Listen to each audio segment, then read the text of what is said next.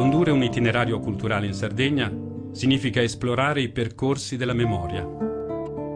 Che si tratti di visitare i siti archeologici, di confrontarsi con la letteratura della Sardegna, di cui Grazia Deledda, premio Nobel, resta l'emblema, di esplorare la civiltà giuridica con Eleonora d'Arborea, di incontrare nelle tradizioni e nell'artigianato la cultura materiale, di infine misurare la produzione musicale e figurativa di questa terra.